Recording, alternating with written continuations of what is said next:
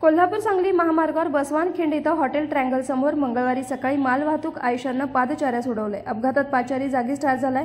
महादेव गायकवाड वय वर्ष 30 राहणार विकासनगर इचलकरंजी असं मृताचं नाव आहे। मिळालेल्या माहितीनुसार अपघातातील आयशर कोल्हापूरहून सांगलीकडे कोल्हापूर सांगली महामार्गावरून जात होता।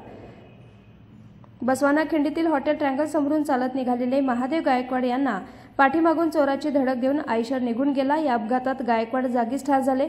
अपघातानंतर आयशर चालक पळून गेल्यानं स्थानिक नागरिकांनी पाठलाग करून तमदलगे तालुका शिरोळ इथं पकडलं।